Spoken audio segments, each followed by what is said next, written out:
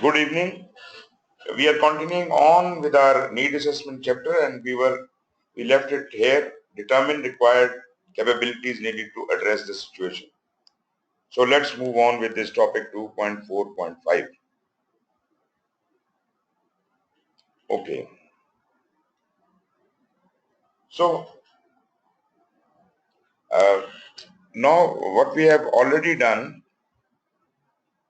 we have used a number of tools which you were mentioning earlier. What tools for analysis? You see, all of these tools we talked about, 5 whys, process flow, and Ishikawa, interrelationship diagrams, fishbone, cause effect, all this was all we used for the root cause analysis.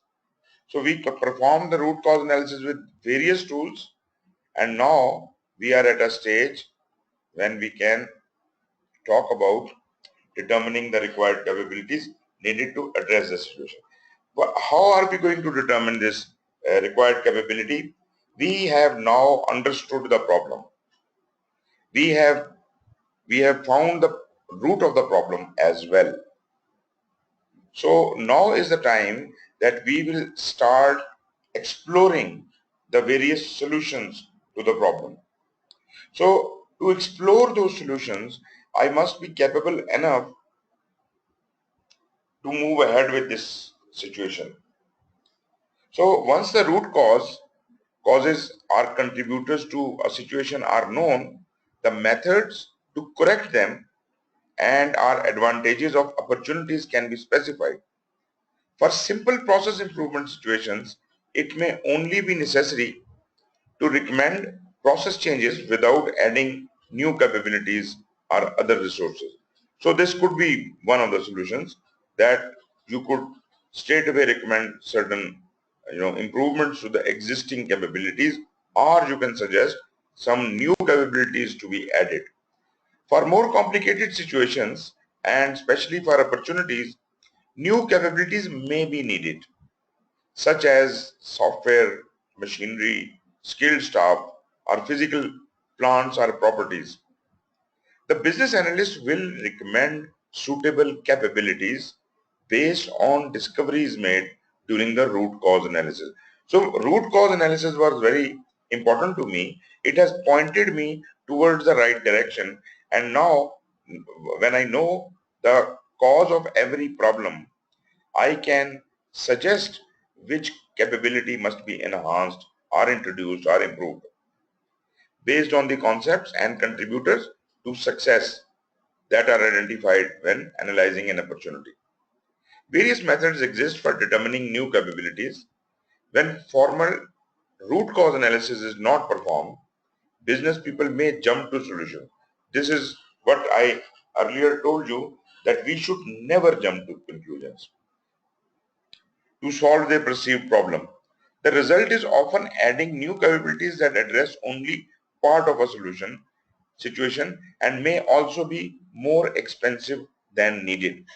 Now, usually people call it gut feeling, and they are very proud of their gut feeling that whatever they think is right, uh, that is actually found to be right. You see, you have not explored all the opportunities. You have just come up from the top of your mind to a solution, and you implement that. Maybe there is a benefit out of it, but is it the ultimate benefit you wanted to get, or is it the maximum benefit which could be gotten out of the situation? So basically, when you do not think, when you do not analyze, then probably you always leave room for doubt that the solution you are coming up with is not going to be appropriate. So that's why we need to do this. So you could create a capability table by examining each problem and the associated root cause. A needed capability can be discovered. You see, like the problem was insurance claims were too slow, and we came up with a number of root causes. They were limited claims agents, necessity for in-person inspection, and limited claims adjusters. So to address limited claims agents, we could have additional trained agents. or we could have higher pay for the claims agents. So if we can add this capability, we can resolve the problem and ultimately our insurance claims might be faster. Similarly, the second root cause was necessity for in-person inspection. New policy for skipping examinations based on insured policy length, claim history, and initial intake interview. So we discussed this, that once we were exploring these causes, as soon as the cause is apparent in front of you, automatically the solution comes to your mind. Don't apply that solution, write it down into this capability table. And that will help you ultimately to analyze all of these probable solutions and choose the best out of them. So this is how we populate the capability table, where the business analyst lists each limiting factor or problem, specifies the associated root cause, and then lists the capability or feature required to address the problem. Capabilities may also be represented in a visual model. Let us see if it is there. That is table 4. Okay, this will come later. That will come in section 4, 4.10.3. So we will see the visual model later. Then is the affinity diagram. Affinity diagram is very much similar to the interrelationship diagram. It is another method for determining the capabilities, is to use an affinity diagram. Affinity diagram shows categories and subcategories of ideas that cluster or have an affinity to each other. You see, in interrelationship also, though the purpose was different, but in interrelationship also, we were looking at the influences. What is influenced by what? So which process is influenced by which process? Now we are using an affinity diagram for a similar purpose, but the target here is to find the capability. For problem solving, an affinity diagram is used to help organize and structure major cause categories and organize them by capabilities needed to solve them. Affinity diagrams are used for multiple purposes. These are handy for drawing out common themes when faced with several disparate and potentially unorganized findings. These diagrams can be used to help connect related issues of problems and opportunities. They can also provide insight into collection of factors to help understand root causes and possible solutions to problems. So let us see how does it look like.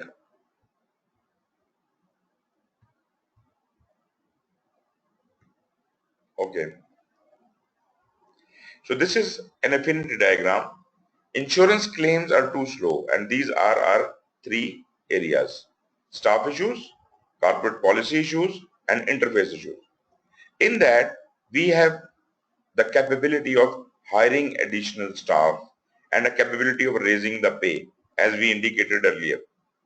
Hiring the additional staff is how it is achieved: limited claims agents, limited claims adjusters, and delays in responding to claim filing. These are the details of the issues. So to catch up these issues, we are trying to hire additional staff. Or if the turnover of the claims agents is high, then we will raise their salary. If all claims require in-person inspection and trouble in scheduling inspection appointments, in that case, set minimum threshold for in-person inspection. So you can see these affinity diagrams are connecting the problems with their solutions. So this solution stands for this. Although this is just a different way of presenting the same thing which was there in the capability table, but at least here it is a bit more detailed. It is a bit more detailed. Then is benchmarking, which we already used earlier as well, and I hope you have checked it up from other sources also. What the benchmarking really means. Benchmarking, as I said, it is to compare yourself with your competitors or other organizations.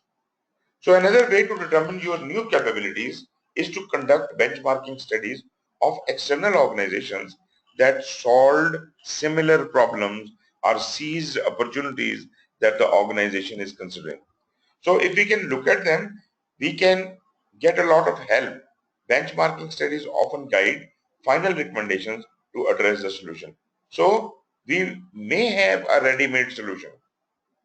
I am not saying that we should adopt the ready-made solution. I am saying at least I will have a very strong suggestion that how someone else has solved the similar problem.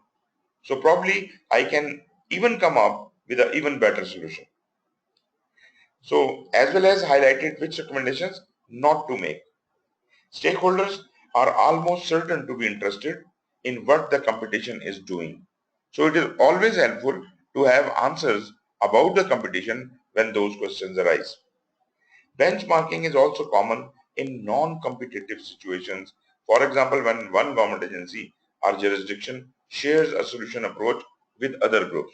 So it is not always the competitor, as we discussed yesterday. It could be within the organization. It could be within non-hostile uh, people or groups of people who are doing similar kind of job. A competitive analysis study typically falls into one of the three categories. Causal review of other organizations, public documents such as corporate reports or web pages. And this is really very helpful. I hope you might have done certain research. Maybe you are going for, sometime you are going for a job interview. Then it is always useful to go to the website of that organization and study it thoroughly. That will give you an insight and you will learn all the information from public data. So this public data is usually available and hints to the solution can always be found from those sources. So this is a causal review. Study of the major variables factoring into a solution or secret shopping at competitor stores or websites. So this is again very interesting that what we are trying to do is, in states, they have this mechanism that the common uh, inspectors, they go to the shops and they go as a customer and they do the shopping and they keep observing what all are the flaws, and ultimately they take that message home and ultimately suggest whatever the actions have to be taken. So here you can also do that. You can go to the website of the other client, other competitor, and maybe try to buy something from there and see how their system is, or even go to their shop and see how they, why are they so successful. So it is not always possible that the competitor will help you get their data. But the public data or data which can be otherwise accessed can be very useful for you in making up your mind. Then the third thing is the reverse engineering, the famous Chinese method of copying everything backwards. Reverse engineering a specific product to determine its component details and the capabilities needed. So, for example, I have gone to the shop of the competitor and I have bought a thing. I don't know how is it made. So I break it open and see its components and try to figure out I try to reverse engineer that product and see how can I resolve this kind of problem. Benchmarking, like competitive analysis, provides insight into how other organizations are responding to the same challenges experienced by the performing organization. Benchmarking of capabilities provides insights that the organization would not have thought of on its own or would have used valuable time to discover them by trial and error. So this is extremely important. Like you see, you are an insurance company, you can go and see how the other insurance companies have solved their problem, and maybe you can come up from this benchmarking of a number of solutions. Example, insurance company could discover through benchmarking that a competitor offers video chat sessions between the customers and the claims adjuster.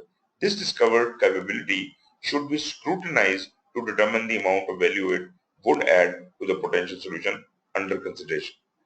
So once you study the system of other competitors, then you can always come up with an even better system because you have gone through their system and now you can even come up with something which is even better than that, and you can attract more clientage to do that. Any discussion on that?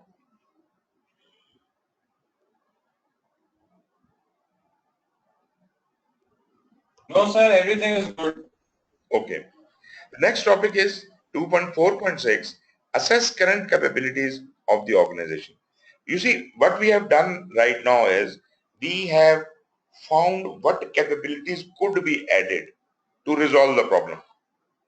Now we are looking inwards to our organization and seeing what are the current capabilities they already have. Maybe we can use them in a way that we can resolve the problem by the current existing capabilities. Once it is known which capabilities are needed to correct a situation, it is necessary to determine the organization's current capabilities. Organization may have the necessary capabilities to resolve a situation without needing to add new ones. For example, an organization may already have the resources or capabilities needed to solve a problem through process improvement or staff reorganization. In those cases, the solution tends to be simple, although not always easy to accomplish. However, when a formal need assessment is performed, as described in this section, it is likely that the needed capabilities do not exist. Before recommending new capabilities, the business analyst should identify and assess current capabilities as they relate to the solution. So, from this, we get that before introducing any new capabilities, look at the capability list table which you have just created and look at the capabilities the organization already holds. If somehow you can make use of them by tweaking something here and there, is fine, because then you will not be adding a new capability, or you will not be going into the exercise of getting a new thing, but you can tailor the existing capabilities. Like you see, as he said, you could reorganize your team to be more efficient. Maybe the way it is organized currently is not producing the desired result. So just by moving a person from here to there, you could improve the situation. Common methods for assessing the current capability state include, but are not limited to, process flows we have already studied, enterprise and business architecture, capability frameworks. So let us take them one by one. Process flows, performing as is process analysis, which I have been telling you right from the beginning, that as is process analysis, how things happen in our organization in the current state. If you have to place an order, then what is the mechanism of placing the order? You approach which desk, and what do you say there, and what the other person does. Do you have to fill a form? If the form is filled, then what does the receiver do with the form? Does he write some comments on it or sends it to someone for approval? And if it sends to someone for approval, does he carry out some kind of analysis, and so on and so forth? This is the whole process flow. This is the existing process flow, and we call it as is process flow. So this is important to have your processes thoroughly analyzed beforehand, or reviewing the existing models reveals those current resources that could potentially be redeployed to provide new capabilities. So this way, uh, from the study of the process flow, you can easily identify which resources can be, rechanneled towards producing your new capabilities. The absence of existing processes needed to solve a problem could reveal a larger disparity. If you see, there is something you want to do, and for that there is no process existing in the process flow, there is no process existing to do that job. That means we have to create that new capability. We have to introduce it if we want to take advantage of that. Then is the enterprise and business architecture. Enterprise and business architectures are methods to describe an organization by mapping its essential characteristics such as people, locations, processes, applications, data, and technology. When a formal architectural framework is in place, it can be reviewed to provide a current capability inventory. It is just like you have gone and visited the store and you found out where things are lying. So we are trying to inventory the whole organization or the enterprise, and we want to see how many people are there, what are they doing, what are the stores, where are they located, are they busy, are they available. So ultimately I would find, and this is very normal, normally in stores there is a lot of equipment which is never used and we don't know it is lying there. If we knew, we would not have bought a lot many other things. So most of the time we do have this kind of capability currently available in store with us, but we are not making use of it. I have to quote example here. This example could be used for other purpose also, but anyways, once I was a consultant with Army Housing Society, and they told me that there was some journal earlier who found that cost of steel was reduced pretty much. So what he did was, because they were continuously doing some construction work all the time, so he bought a huge quantity of steel and stored it in huge, warehouses. And that was because he wanted that this cheap steel would be usable for all the needs of Pakistan Army in the country.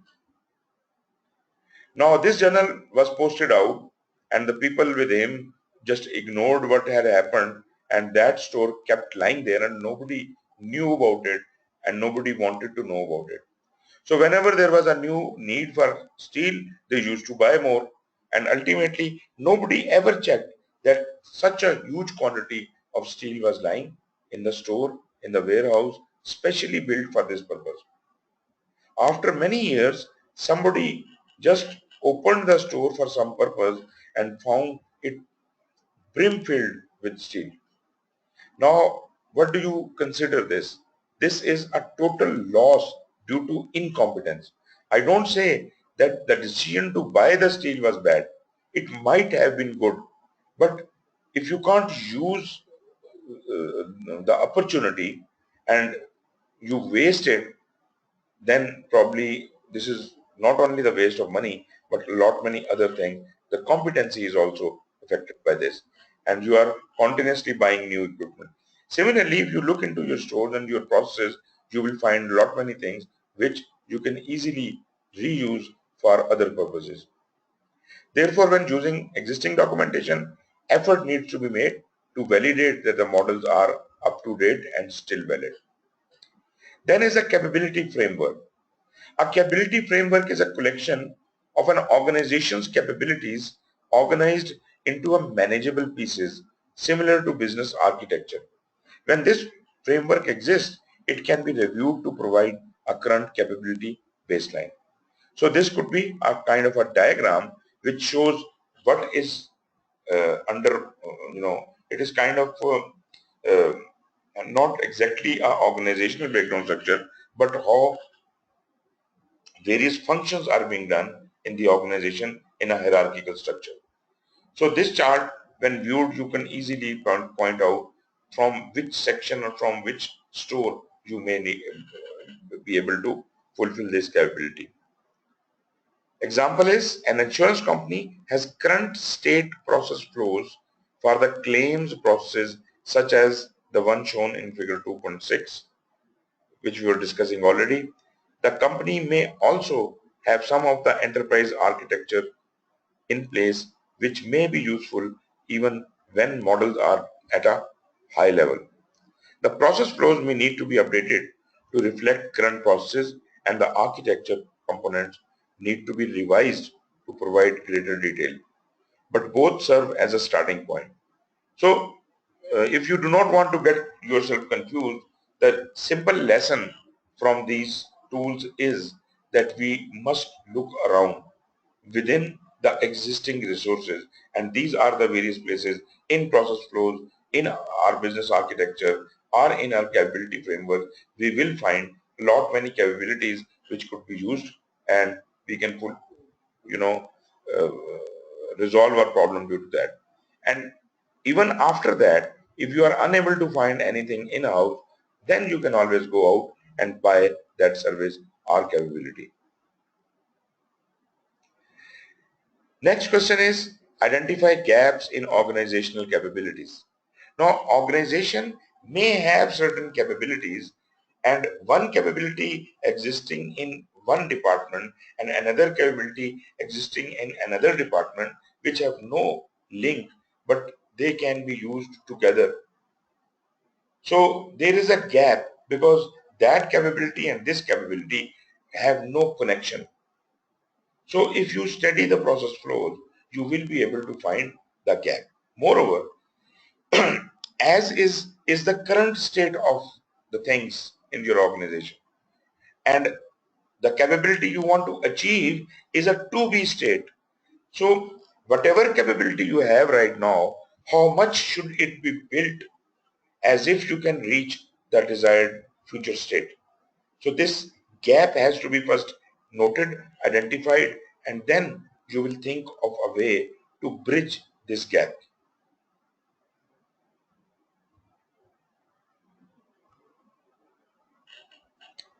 Just a minute, I think.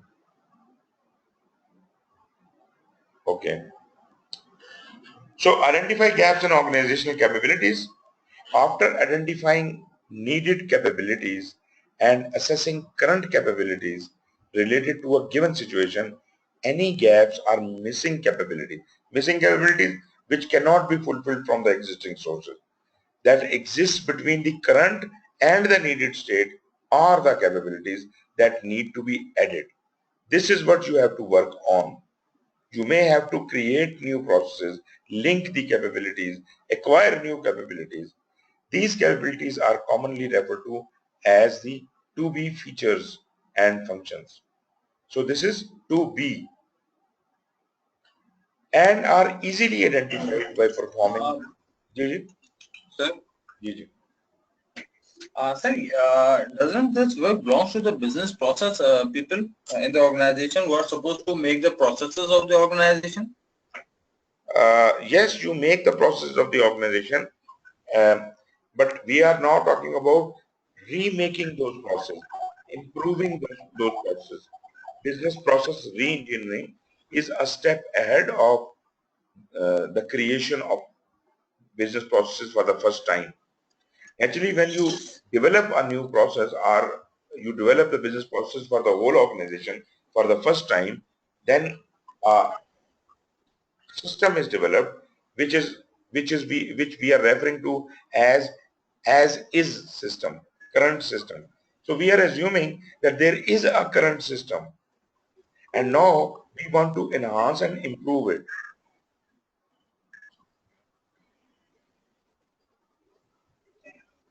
Ye dil.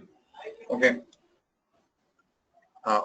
So my next question is that in PM we have learned that there are a number of knowledge areas and we have to select it according to the project requirement. Okay. Right. So for in business analysis, the formula is same. You are talking about the knowledge areas of project management. No, see, I'll repeat my question. My question is that in PMP, we know all the knowledge areas are not applicable on all projects.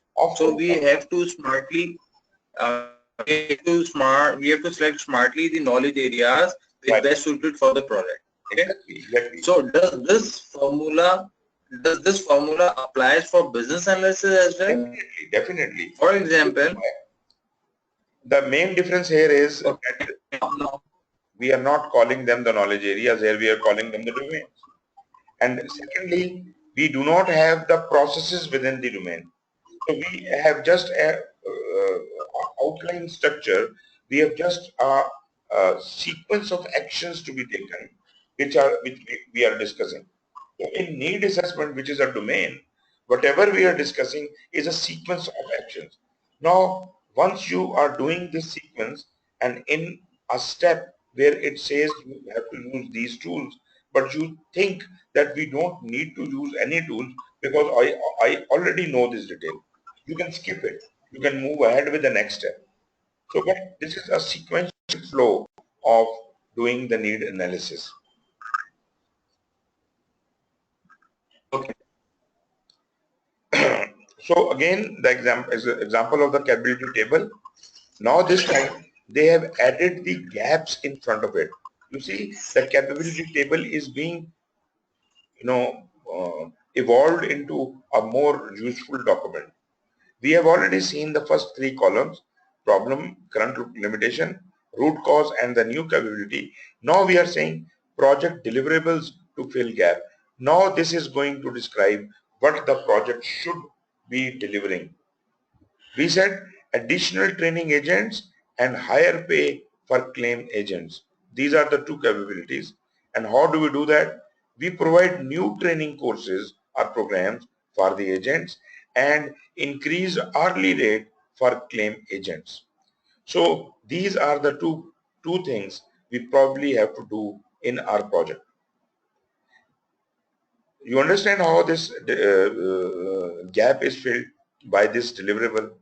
We have to think right from the problem, find the root cause, find the capability, and then to fill the gap, we outline the various Sir, deliverables. Yes, yes, sir. I completely understood that initially we find the limitation. Then after doing the 5 whiles, yes, we found the root cause.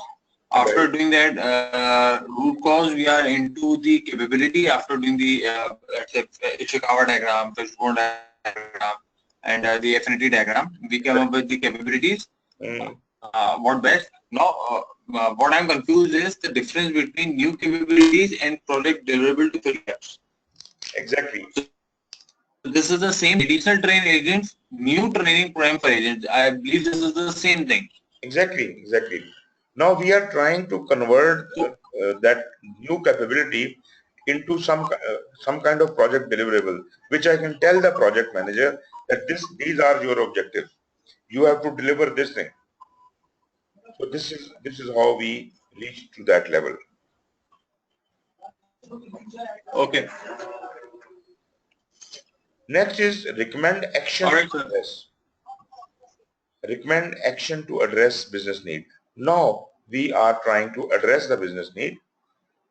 Uh, Once the gap between the current and needed capabilities are identified, a recommendation can be made to fill the gaps. The needed features and functions are only part of the recommendation.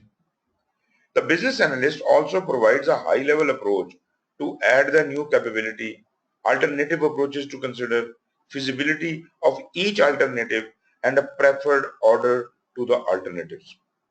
This work provides significant value to the organization as it helps to ensure that the organization does not implement the wrong solution. So this is where we play around with various options. How can we do it?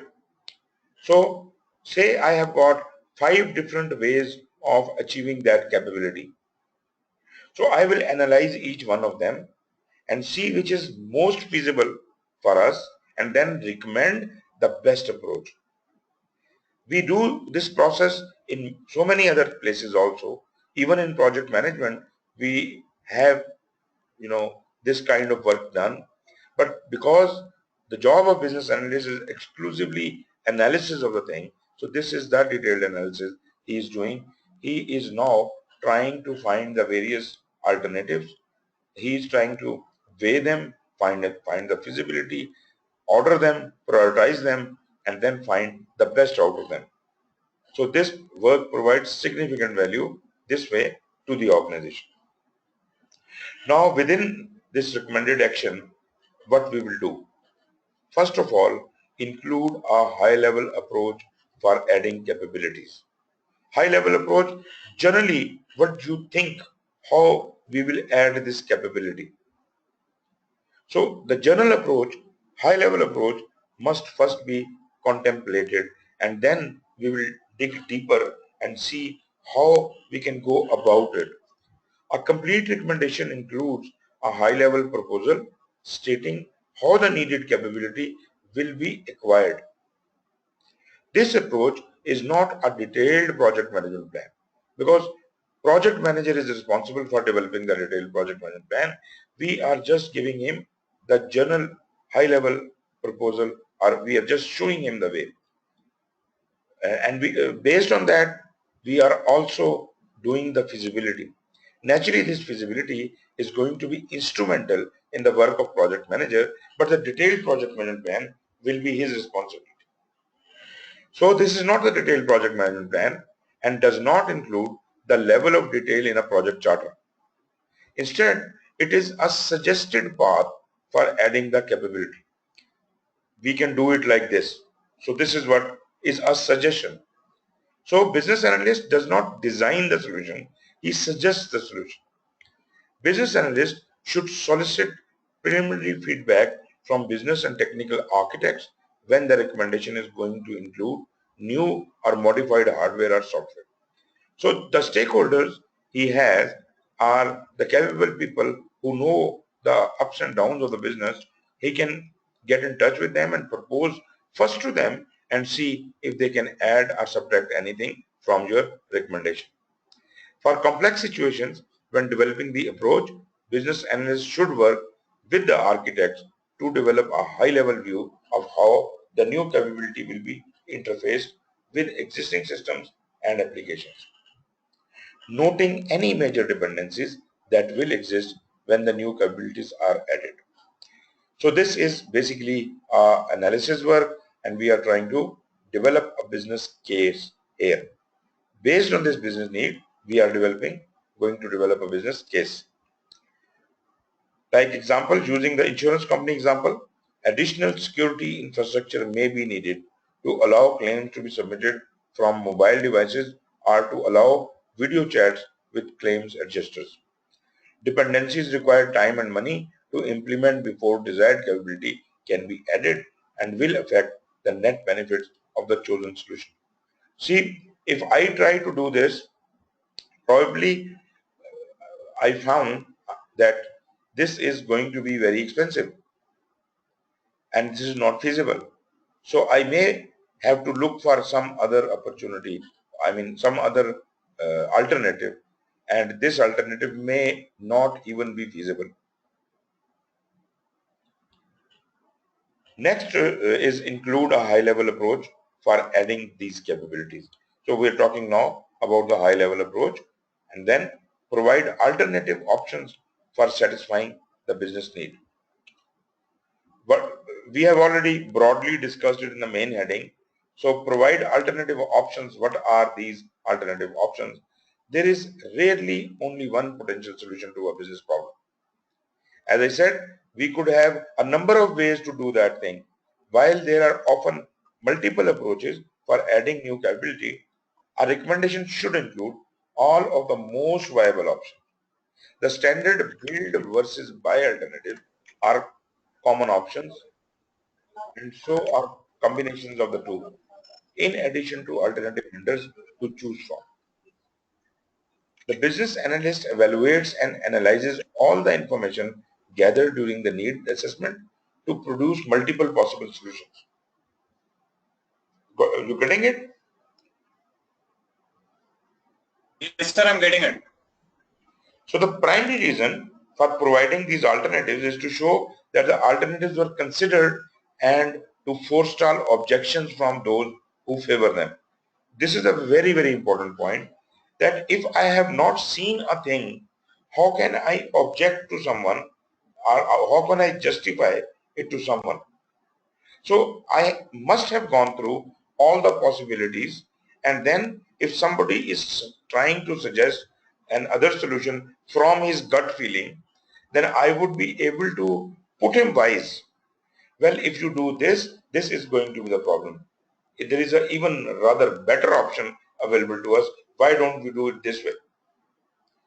Another reason for including alternatives is because the preferred approach may not be acceptable. Whatever you are suggesting, maybe it is shot down later, and then we are left with no option. So always suggest more than one option. You may suggest one option to be the recommended option, but the other recommendation should also follow, as if the recommended option is not acceptable, then they can pick any of the next options available. Constraints such as cost, schedule, staffing, or vendor bias may preclude an option from being chosen. Therefore, potentially one alternative will be an acceptable choice. So, what does it mean? I have presented more than one alternative viable solutions. Now they will look into whatever their constraints are. They don't have much money, they don't have much time or whatever, and they may shoot down some of the alternatives, and the alternatives which still standing, out of them anyone could have been selected. So that is why we need to offer more than one solution. While the business analyst does not decide which solution may be the best one, the business analyst is usually expected to make a recommendation and to support the recommendation with facts and evidence. This is again very important, that whatever you suggest, you must be able to prove it through evidence, through some facts. You must have proper references for those things, and that will also lend authenticity to your suggestion. But as it said earlier, it is not necessary that your recommendations would be taken and they would be the final ones. But you are supposed to defend your recommendation by facts and evidence. The solution decision is made primarily by the business sponsor. Now it is for the first time it is using the word business sponsor. So please take a special note of it. We are not talking about the project sponsor, because project sponsor is yet not existing. He is talking about, since beginning, about the business sponsor or the problem owner, with additional input about solution feasibility from the solution team or those responsible for developing the solution. So far there is no project team.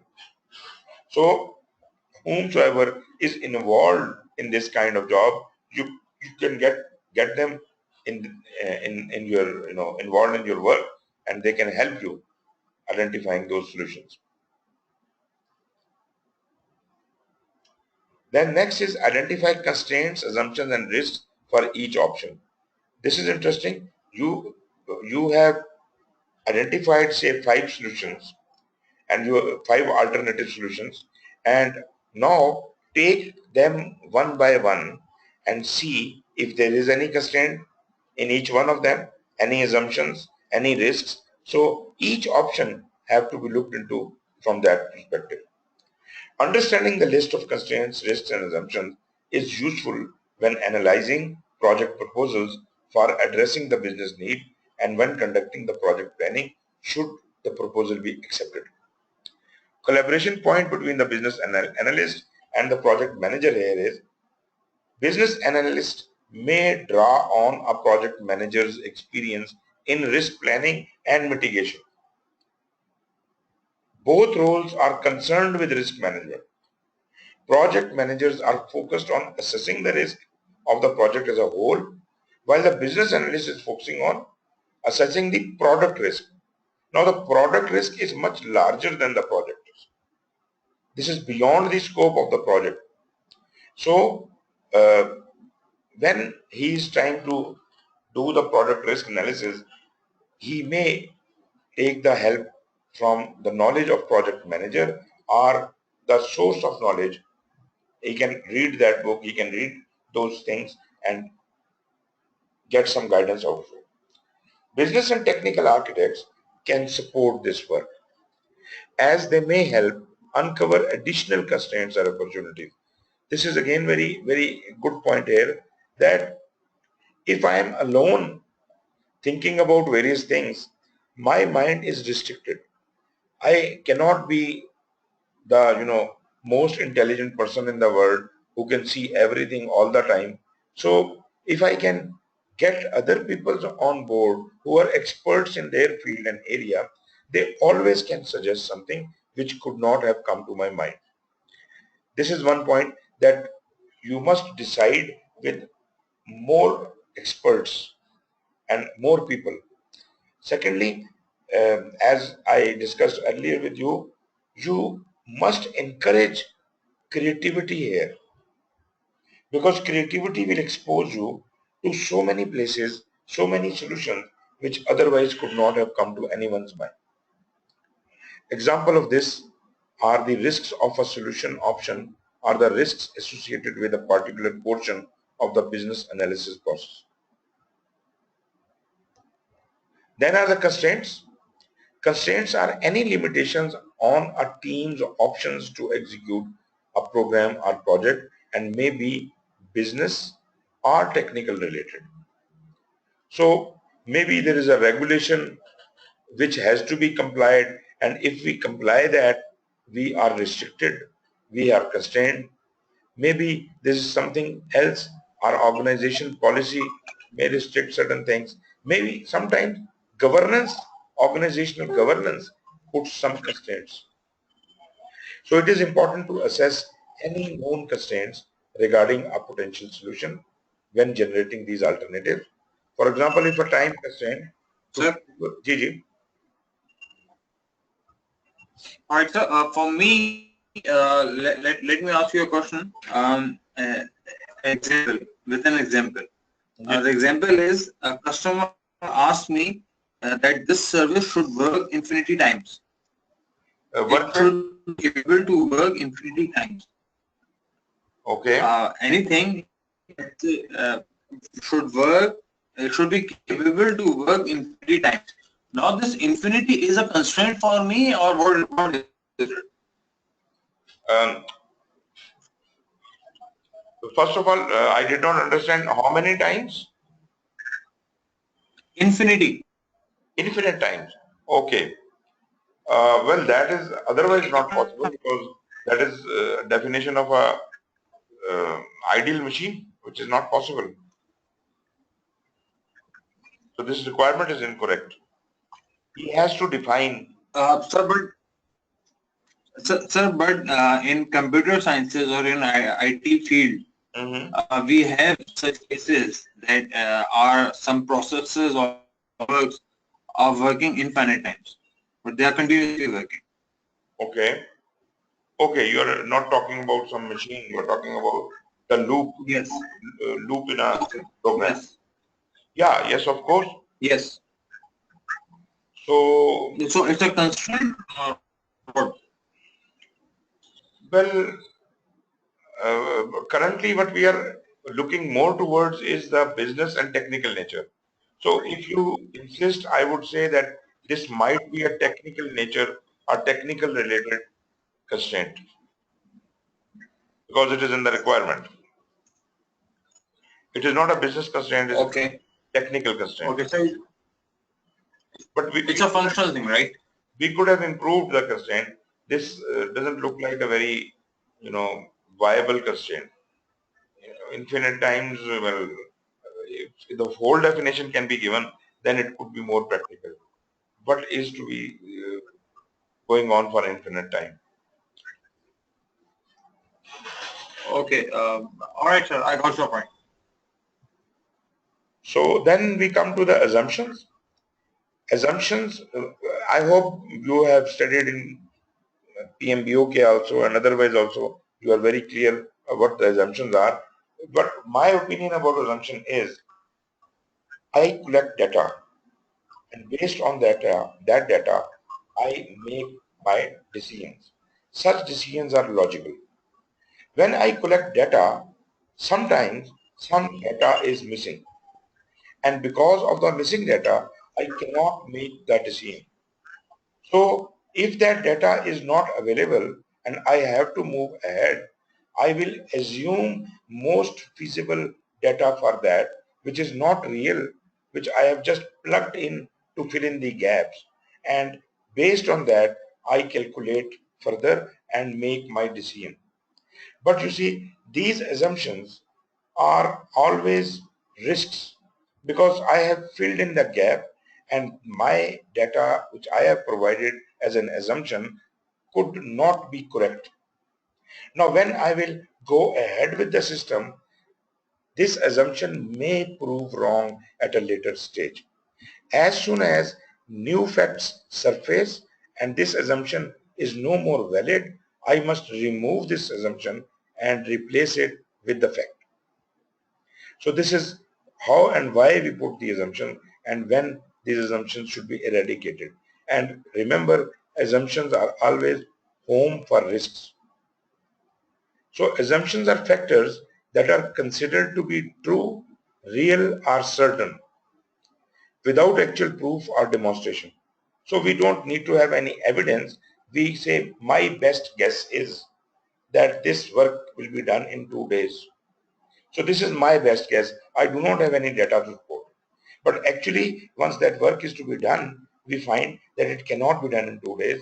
It requires 3 days. So as soon as I learn that it can be done in 3 days only, then I will remove the assumption and I'll put the actual data of 3 days in place of it. Recommendations, proposals, and business cases are projections of the future based on information limited to the person or team compiling them. As such, a number of assumptions are typically made subject to the information available to the team. Major assumptions should be documented so that decision makers are aware of them when they evaluate the recommendations.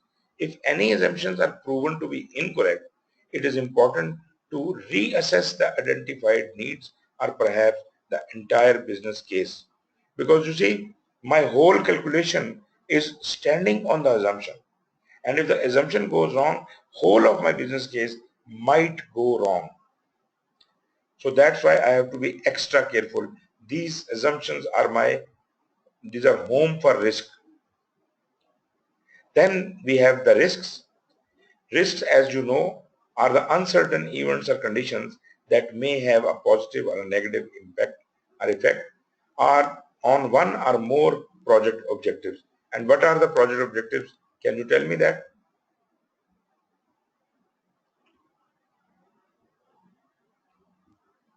Sir, those are basically project, sorry, project objective. Project objective is the project goal. It needs to be achieved by the completion of the project. Okay. If you go through PMBOK 5th edition, you will learn that project objectives is a specific term defined now. The concept of triple constraint has been eradicated from project management. There is no triple constraint.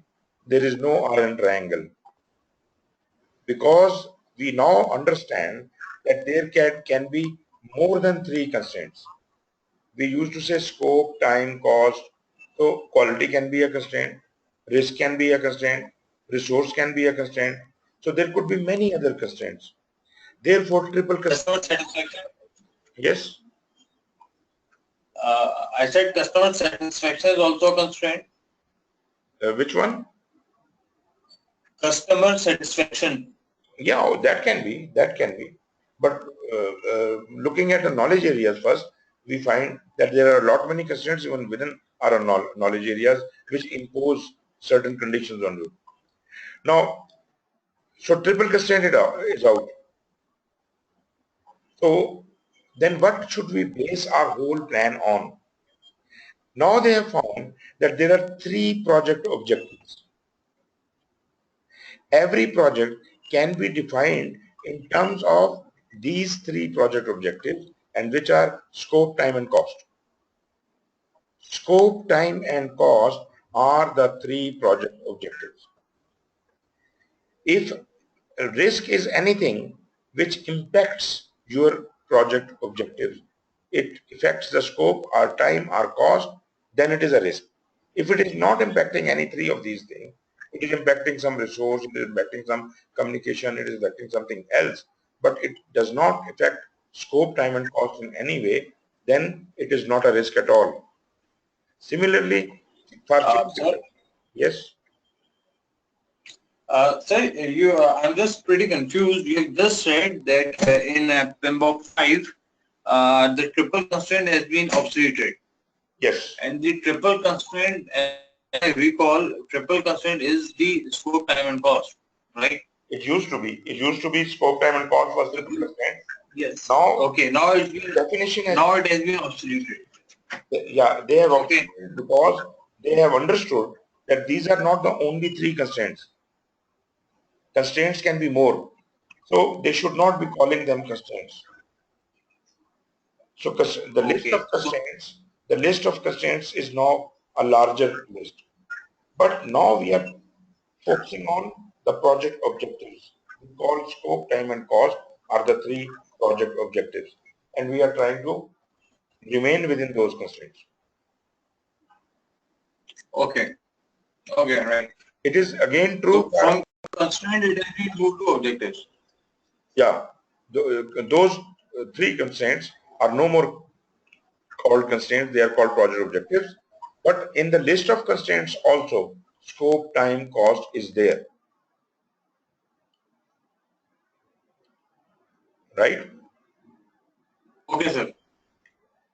Okay, so I was talking about risk. So risk is an uncertain event which can affect your project objectives, scope, time or cost. If it affects something else, but there is no impact on scope, time and cost, then it is not a risk. Similarly, for change request will only be made if there is an impact on scope, time or cost, project objectives. If there is no impact on them, then there is no need to have change request.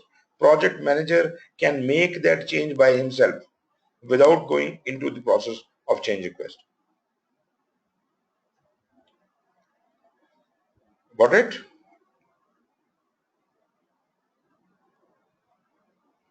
Yes, sir. Okay. Potential risks for various alternatives can have a significant effect on the perception of business leaders when selecting potential projects. Major risks for each alternative should be noted along with the potential mitigation strategies and their cost. And uh, I must tell you, this is not a detailed risk analysis.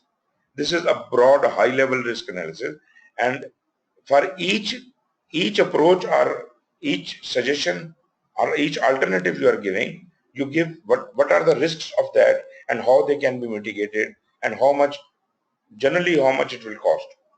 So if any of the stakeholders feels like, talking about those risks, then he would know that this is the impact of the risk and this is more risky as alternative than the other. So he may opt for a less riskier alternative and he may exclude this risky one. This also depends upon what is important to the stakeholder.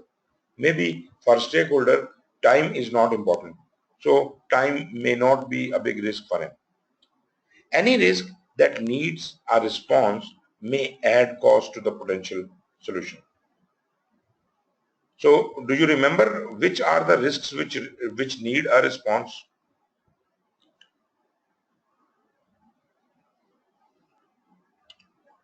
Sir, can you please repeat your question? Um, which are the risks which need a response? In the last sentence it says any risks that need a response. Which are those risks? Sir, I cannot recall right now. Okay. You see, all the risks we do not respond. You remember that? Yes, sir. We do the qualitative analysis and we sort out the larger risks only. And then you quantitatively analyze them, and only selected risks are responded. So whenever we respond to a risk, there is an additional cost associated with it. So if we are talking about any risks that need a response, that our potential solution will be costlier.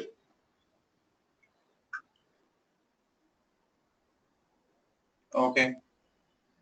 Okay, next step would be assess feasibility and organizational impacts on each option.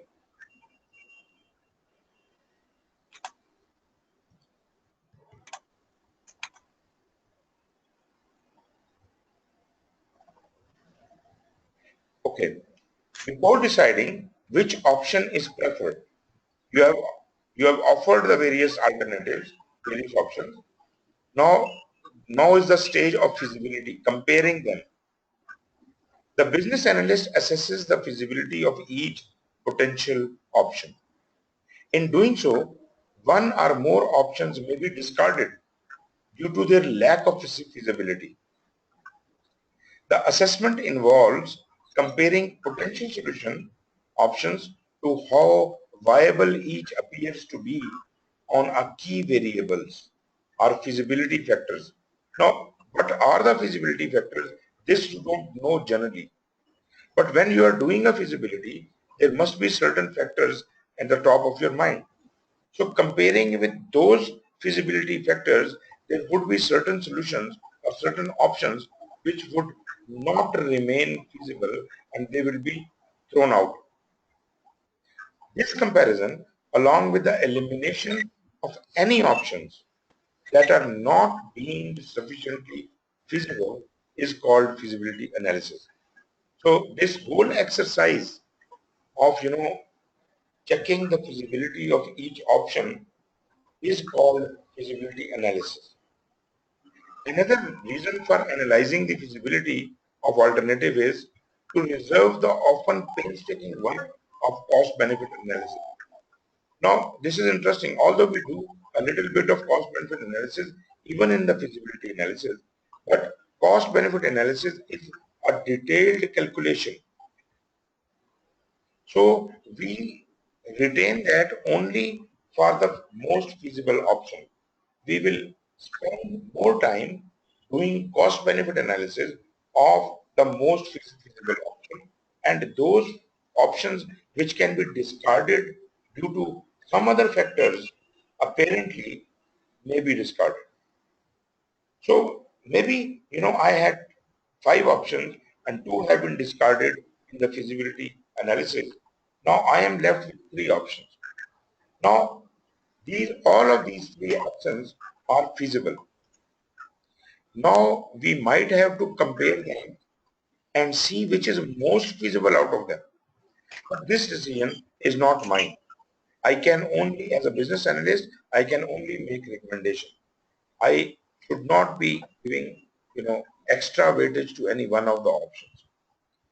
Type of feasibility analysis described here is not a full business case. In that, the latter includes a complete economic analysis also. Performing a complete business case only for the most viable option will save valuable time.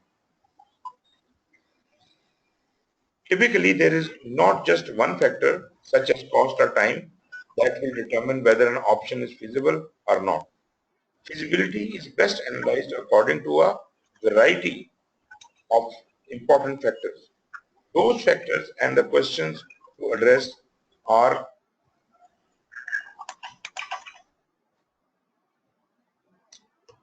first of all, operational feasibility. Then we have technical feasibility, cost effectiveness feasibility, time feasibility, and then we assess the factors. So what are these? Operational feasibility represents how well the proposed solution fits the business case. Business need, sorry, not the business case. Business case is we are trying to create the business case at the end of this exercise. So operational feasibility represents how well the proposed solution fits the business need. How the solution offered how well that adjusts to the business environment in which we are working. It is conducive or it is not. It also encompasses the receptivity of the organization to the change, how ready the organization is for accepting this change, and whether the change can be sustained after it is implemented. Sustenance is once you have implemented the change, if it doesn't stick, change must stick. Only then it will sustain. If you have to turn around after implementing the change, after 3-4 days you say, okay, this system is not working, we should go back. So that should not be there. We should have done the operational feasibility and only pick those options which will stick. Meeting the business needs is the most important factor of all, because if an option does not solve the problem in question, the other factors are irrelevant. Sample questions to include are: how well does the option in question meet the business need? The most important question.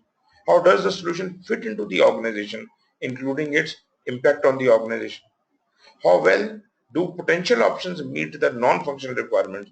For example, sustainability, maintainability, supportability, reliability, and even quality for some time. Technology and system feasibility. Now, operational feasibility was a prime. If something is not operationally feasible, then you should not do it. If it is operationally feasible, next you check, is it technically feasible or not? So this is called technology or system feasibility. Technology feasibility pertains to whether or not the technology and the technical skills exist or can be affordably obtained to adopt and support the proposed change. Maybe we need to have qualified people, special certified people to run that system, and they are not available in the organization. So this option, which is,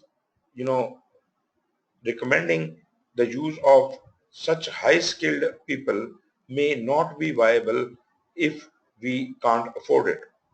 In addition, it includes whether the proposed change is compatible with other parts of the technical infrastructure.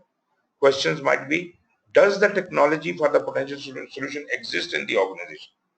Like you see, your organization has got all the systems running on Windows, and the solution being recommended to you is a Mac solution or an Apple solution.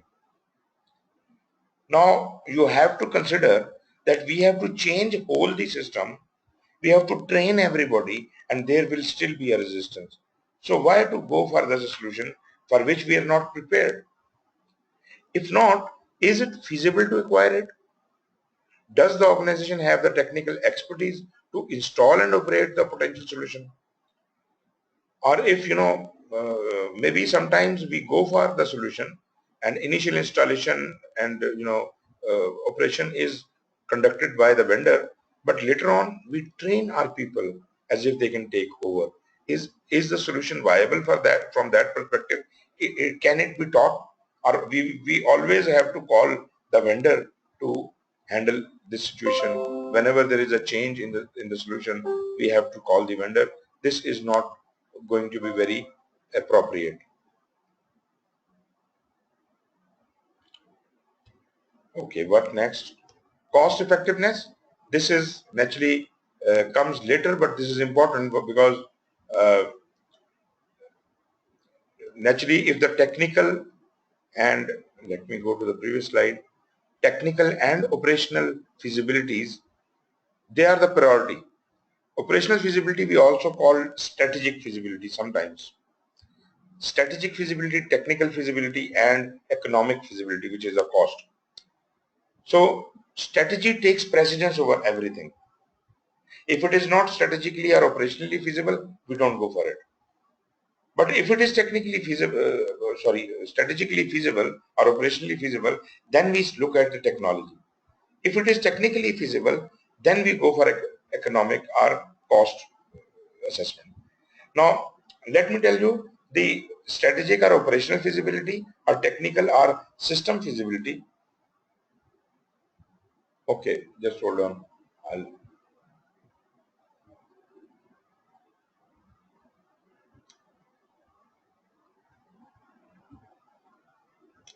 Do let me know if you can see it.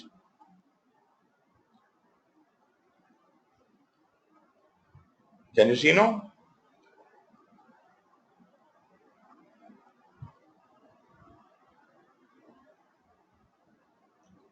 Not yet. Okay.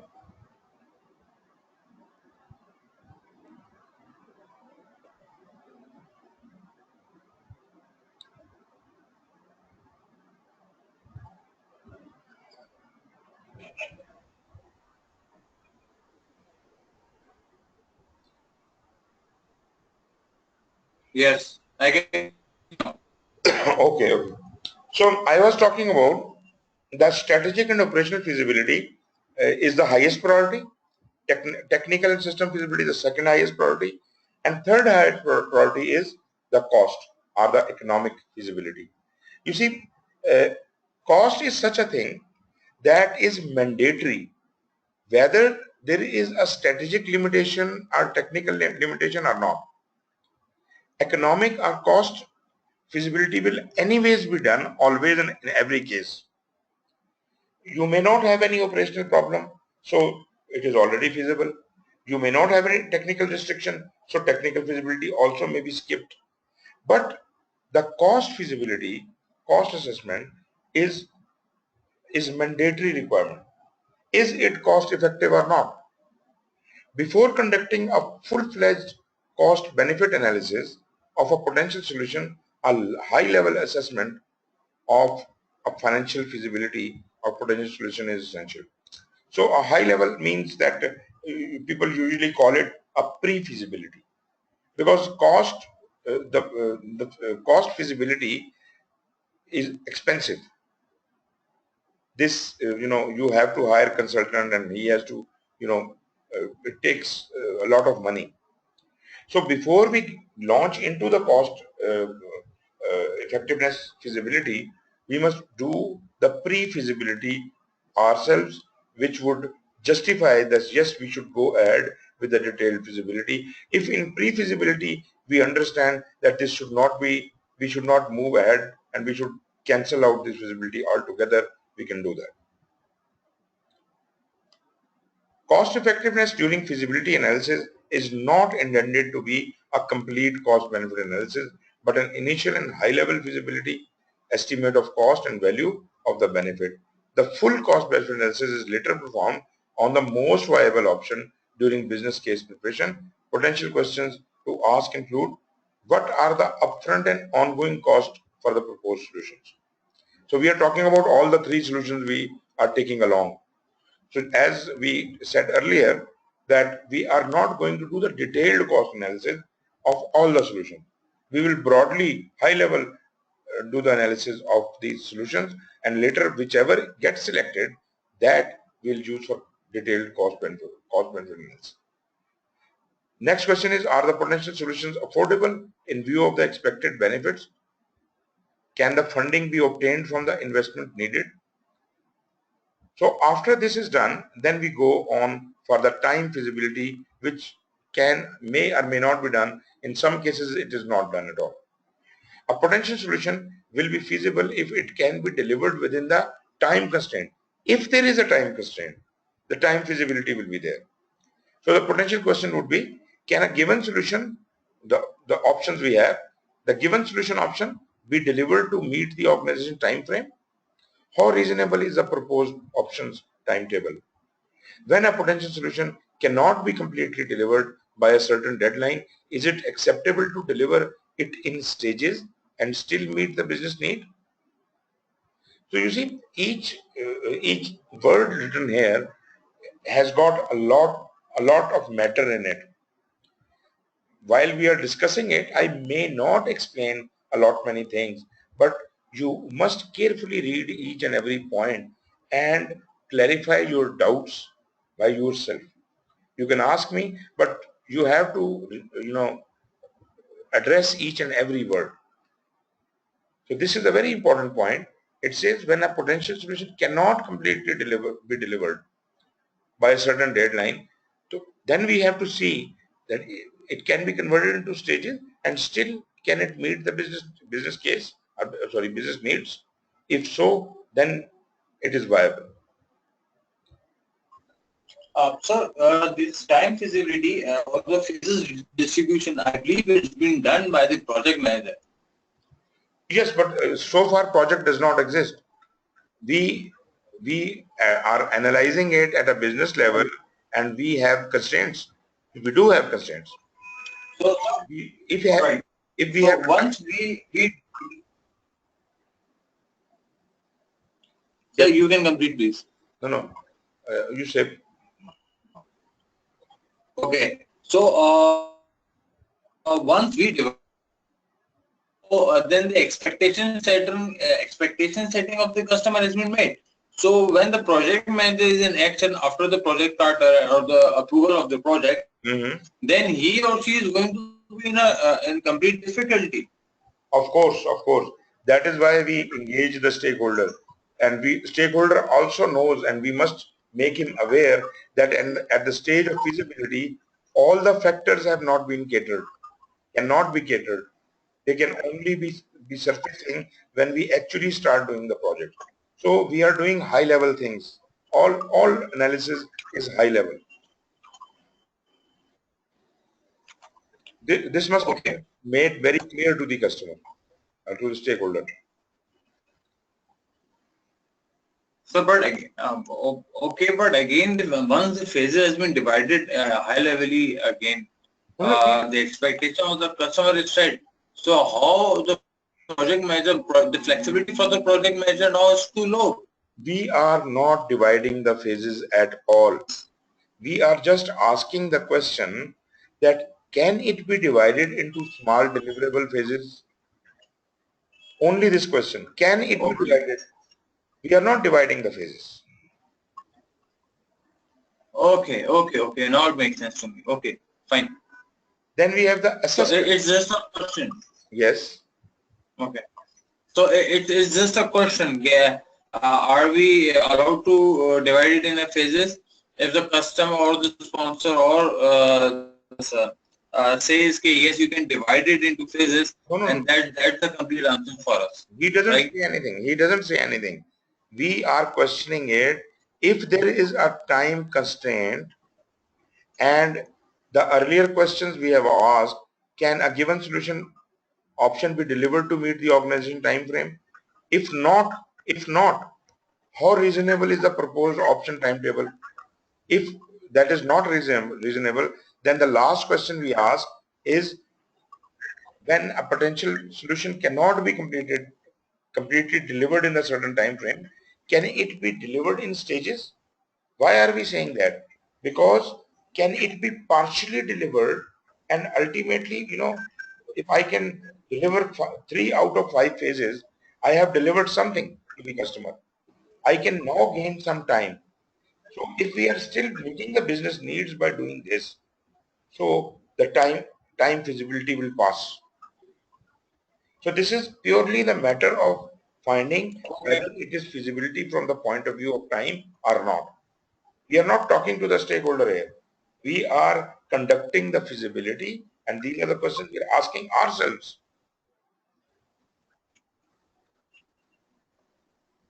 All right, sir. I got your point.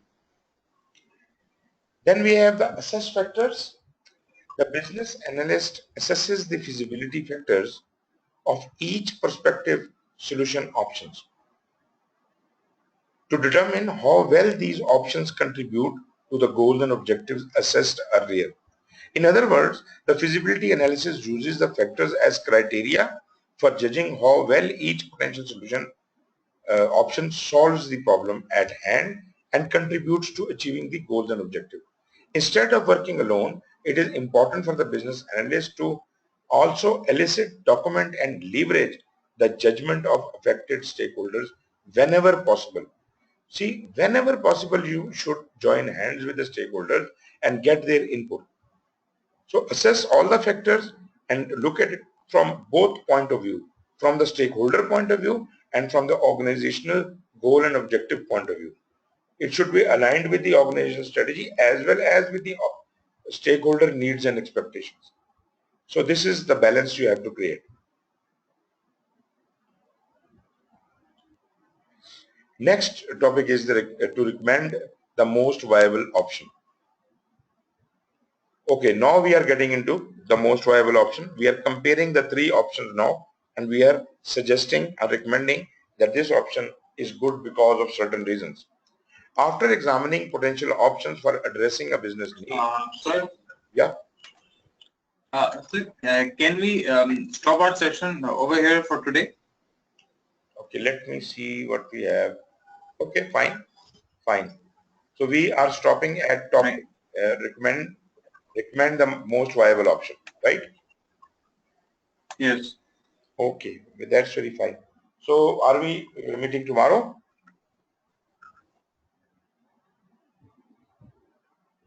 I'll try to find the chance for tomorrow, but for Saturday, yes, definitely we are meeting on Saturday. Are you available on Saturday? Yeah, I'm available, no problem. I'll see the chances if I can manage. So inshallah, I will try to make myself available for tomorrow. Okay. So you let me know by SMS or WhatsApp, and if I have any problem, Yes, sir. I will also let you know beforehand. So, sir, one last thing. Number one, can you help me out? Can you provide me some JD of business analyst? JD of business analyst. Okay. Let me find it out. Yes. I will write it down. Number one, I want to fill up my form of Okay. this PMI form. I'll get. So, yes. And number three and the last is the slip is still awaited. If you can facilitate me on that. Which one? Slip that receipt. Oh, yes. Payment slip. Yeah. I'm again writing it down. Right. Right. No problem. No problem. So there are three things which I requested you today. The first one is the JD. Yes. The other one is the slip, and the third one I myself forgot. I just wrote it down. Okay. Send me a message. Okay. Send me a message. Sure, sir. Okay. All right. We should call it a day now. And thank you very much for your company. And see you whenever we can meet, tomorrow or day after. Thank you very much. Take care. Sure. Thank you, sir. Thank you a lot.